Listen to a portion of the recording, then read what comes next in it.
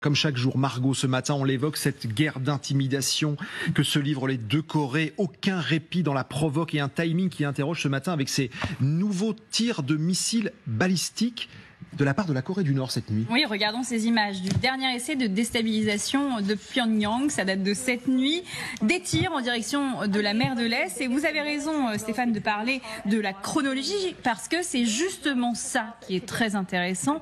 Ces tirs de missiles balistiques interviennent au même moment que cet événement que vous voyez sur cette image, le lancement de l'exercice conjoint entre la Corée du Sud, ennemi juré de Kim Jong-un, et les États-Unis, l'exercice Freedom Shield, un exercice qui va durer une dizaine de jours et qui est le plus gros projet militaire conjoint entre les deux pays depuis 2018. Et cette fois-ci, eh bien, c'est du jamais vu. Regardez, sont prévues à ces jours 20 opérations en conditions réelles de menaces nord-coréennes et aussi un débarquement des corps marines et des opérations spéciales des deux pays. Alors, est-ce que la Corée du Nord, Margot, pourrait franchir la ligne rouge? Honnêtement, ça paraît très probable si on analyse la situation. La Corée du Nord redoute toujours les représailles des États-Unis, surtout que Washington a récemment affirmé son engagement sans faille à défendre Séoul en utilisant toute la gamme de ses capacités militaires, y compris nucléaire. Et dans ces moments-là, eh bien, la Corée du Nord voit son ego un petit peu déstabilisé et utilise toujours le même mode opératoire, l'intimidation et la démonstration de puissance, parce que ce sont ses meilleures cartes pour montrer qu'elle n'est pas dupe, et c'est aussi un gage de souveraineté pour la Corée du Nord. Regardez les mots de l'agence gouvernementale nord-coréenne. Les impérialistes américains et les forces fantoches sud-coréennes avancent de manière de moins en moins dissimulée dans leurs manœuvres militaires contre la République populaire démocratique de Corée. Mais à part les mots et les menaces, est-ce qu'on voit quelque chose de réel? Pour l'instant, rien n'indique que ce soit autre chose que des méthodes de dissuasion. Les Sud-Coréens le disent eux-mêmes. Ils savent très bien qu'au final, c'est beaucoup plus profond que ça et que cet exercice conjoint, eh bien, n'est au final qu'un alibi pour que les forces nord-coréennes puissent tester leurs méthodes toujours, et ça je tiens à le préciser, toujours en développement. Regardez ce que disent les Sud-Coréens à ce sujet. La Corée du Nord utilisera l'exercice Freedom Shield pour unifier son peuple et s'en servira comme excuse pour investir davantage dans les armes de destruction massive. On suit avec la plus grande attention cet exercice militaire de très grande ampleur, donc du jamais vu, historique, qui va durer une dizaine. Kim Jong-un, Kim Jong-un, Kim Jong-un. C'est comme ça on l'appelle. Surtout pendant les fêtes d'indépendance de la Corée du Nord. Kim Jong-un. Chers messieurs, chères dames, chères demoiselles, il faut que les Américains cessent. C'est très important pour la paix dans le monde entier. Il faut que les Américains comprennent qu'ils ne peuvent pas s'en prendre à tout le monde. On ne s'attaque pas à tout le monde. Oui. Partout où vous allez dans ce monde, sur cette terre, partout il y a des conflits militaires. Il y a des conflits politiques. Partout il y a des violences dans ce monde entier. Lorsque vous fouillez profondément, vous trouverez un pied des États-Unis en dessous. Vous trouverez un bras des États-Unis en dessous. Vous trouverez des ongles des États-Unis en dessous. Vous trouverez le nom des États-Unis collé à ces conflits-là. Pourquoi? Pourquoi les Américains ne comprennent pas que le monde est en train de changer? Pourquoi ils ne veulent pas s'adapter à cette nouvelle ère, à cette nouvelle politique, à ce nouveau ordre mondial? Pourquoi faudrait-il que les Américains se prennent pour un dieu? Pourquoi faudrait-il que les Américains pensent qu'ils sont les plus puissants dans ce monde-là? Pourquoi faudrait-il que les Américains pensent qu'ils peuvent contrôler tout? Il n'y a aucune force terrestre qui peut contrôler la Terre. Il n'y a aucune force humaine sur cette Terre qui peut contrôler l'ensemble des pays du monde entier. Il n'y en a pas. Et laissez-moi vous dire, si les États-Unis d'Amérique ne font pas attention, leur défaite viendra de cette contrée du monde. Et plus précisément de la Corée du Nord. Parce que ce monsieur Kim Jong-un, avec sa population, La politique qui est dans ce pays, ces gens ne changeront jamais leur stratégie, ils ne changeront jamais leur politique. Sur leur ligne de conduite, leur ligne de résistance et de développement, ils vont développer leur technologie militaire. Ils vont développer tout ce qui peut leur permettre de résister à l'ennemi. L'ennemi juré, c'est les États-Unis d'Amérique. Il faut le dire. Les gens ne se cachent pas. Regardez maintenant. La Russie de Vladimir Poutine vient de décréter, n'est-ce pas? Vient de décréter ouvertement que l'ennemi numéro 1 maintenant de la Russie, parce que ce n'était pas encore fait, ils ont remanié alors leur politique étrangère. La Russie vient de décréter que l'ennemi numéro 1 de la Russie s'appelle les États-Unis et leurs alliés. Par un passé récent, ils les appelaient des partenaires inamicaux, des pays inamicaux à la Russie. Maintenant, le terme ennemi est écrit noir sur blanc dans la politique étrangère russe, le terme ennemi. Vous comprenez? Avant, c'était des pays inamicaux. Maintenant, c'est ennemi direct. Et la Russie dit quoi? Dorénavant, nous allons mettre fin, nous allons éliminer, nous allons détruire, nous allons balayer complètement ce qu'on appelle les vestiges de la domination américano-européenne dans le monde entier. Ce n'est pas seulement en Russie, ce n'est pas seulement autour de la Russie, mais dans le monde entier. Que ce soit ici même sur le territoire européen, que ce soit en Afrique, mais aussi en Chine ou partout dans le monde entier. La Russie n'entend plus se courber. Non, la Russie, ce grand respect, c'est fini.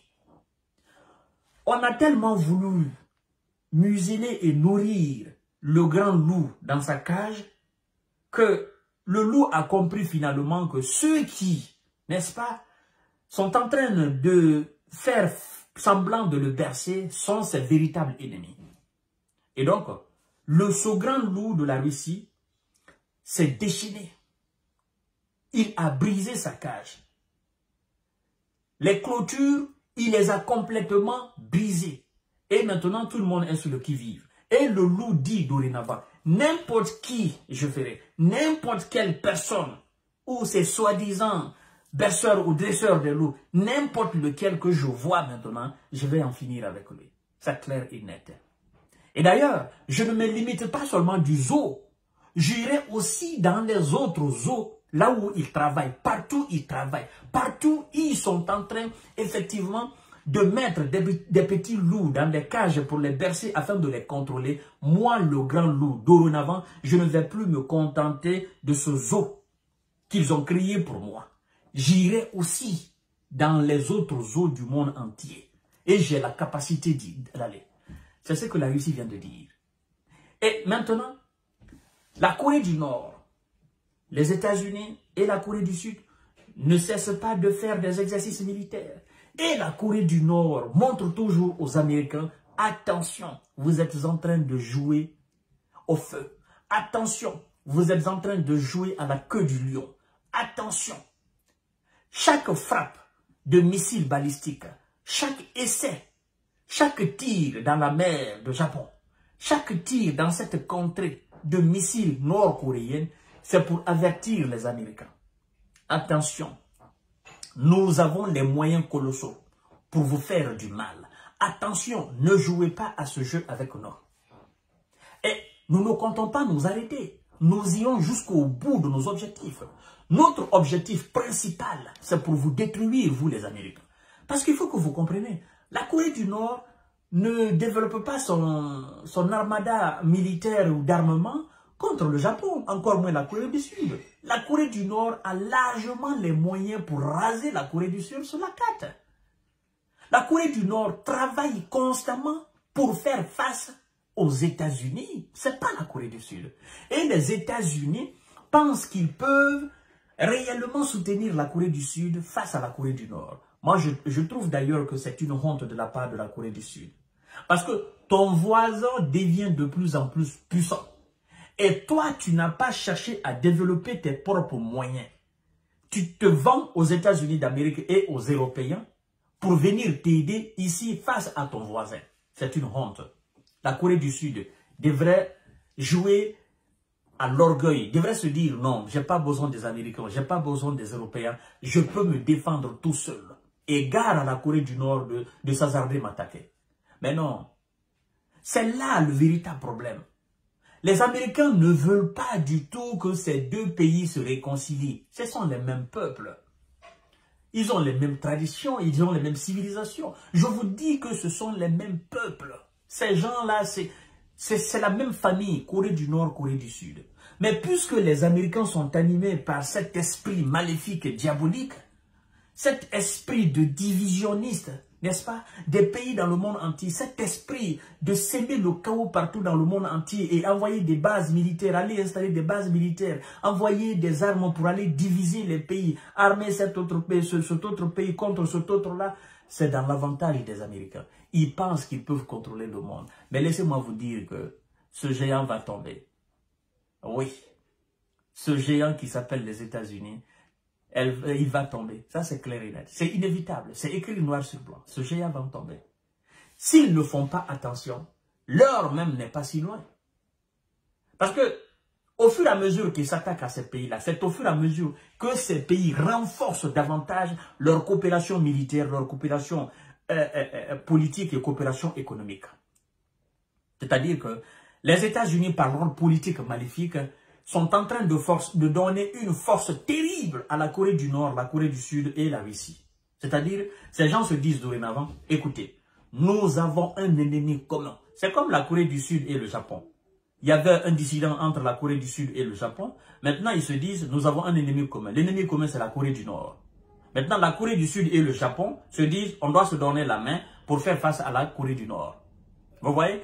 Et appuyé par les Américains.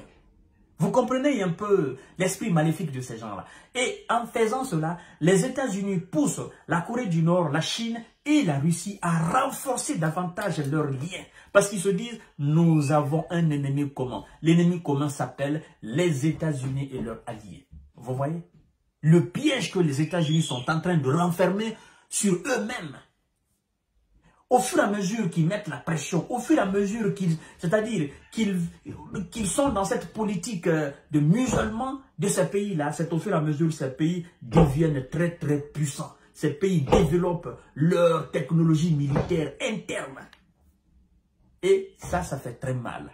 Parce qu'avant, il y avait des accords, les Américains étaient avec les Chinois, les Américains étaient avec les Russes, même s'il y avait ces petites tensions, mais il y avait des accords entre ces pays quand même. Et ce lien fort maintenant que Vladimir Poutine est en train de développer avec la Chine, avec la Corée du Nord, ce lien n'était pas encore vraiment très très fort, même si le lien était là, mais ce n'était pas encore très fort. Ce voyage de Xi Jinping en Russie en est l'exemple, bien évidemment. Et ils ont signé des accords, ils ont signé des contrats, ils ont signé tous les contrats qu'eux-mêmes ils ont dit. Et Vladimir Poutine dit quoi? En disant au revoir à Xi Jinping. Il dit dorénavant, le changement que nous allons effectuer, depuis 100 ans, ce changement n'a jamais existé. Il dit, nous allons effectuer un changement, depuis 100 ans, ce changement n'a jamais existé. Donc, la Chine et la Russie plus la Corée du Nord, ils constituent aujourd'hui, c'est-à-dire ces pays, ces puissances constituent aujourd'hui le véritable contrepoids contre les États-Unis et l'Europe. Et ils ont les capacités, la capacité économique, la capacité militaire, capacité commerciale, capacité politique, et ils n'ont pas froid aux yeux. Vous savez, les Chinois regardent les Américains et les Européens, ils rigolent. Ils disent, vous ne savez pas de quoi nous sommes capables. Mais le mieux pour vous, c'est d'écouter le monde qui est en train de vous conseiller. Le mieux pour vous, c'est de nous écouter. Le mieux pour vous, c'est de faire en sorte que nous tous, nous venions autour de la table en Ukraine. Parce que si on dépasse ce cap-là, vous allez voir quelque chose de très fatal. Au lieu que nous soyons des réconciliateurs, nous deviendrons véritablement des soutiens indéfectibles à la Russie. Pour le moment, nous jouons à cet humanisme, n'est-ce pas? À cet esprit humanitaire. Mais si vous ne faites pas attention, si vous ne prenez pas garde, si vous ne reculez pas, si vous voulez foncer sur la Russie, qui est aussi notre allié, nous n'allons pas l'abandonner. Et donc, nous vous avertissons. Donc, la Corée du Nord est dans cette perspective. Au fur et à mesure que les Américains font des exercices militaires avec la Corée du Sud dans cette contrée du monde, la Corée du Nord aussi sort les missiles, frappe, fait des essais. Non, ils s'en foutent des Américains. Bon, vous venez, vous faites vos exercices militaires. Moi aussi, je fais mes exercices militaires. On verra bien. Les exercices militaires contre les exercices militaires. Bon, il n'y a rien de grave. Maintenant, si vous trouvez que moi, mes exercices militaires sont violents, ben, de toutes les façons, vous ne pouvez pas m'attaquer. D'accord? Si vous trouvez que mes exercices militaires sont violents, venez m'attaquer. Ou faites ce que vous voulez. De toutes les façons, vous ne pouvez absolument rien faire contre moi. Et je vous attends. Je vous attends au tournant. C'est ce que Kim Jong-un est en train de montrer aux Américains. Alors, chers monsieur, chères dames, vous avez compris l'essentiel de cette émission. Exercice militaire de Kim Jong-un, exercice militaire de la Corée du Sud et de l'Amérique. C'est toujours des exercices militaires. Abonnez-vous sur cette page Jeune Visionnaire Fama, activez la cloche de notification pour ne plus rater la vidéo de Jeune Visionnaire, partagez la vidéo dans tous les groupes possibles, chers messieurs, chères dames, chères demoiselles.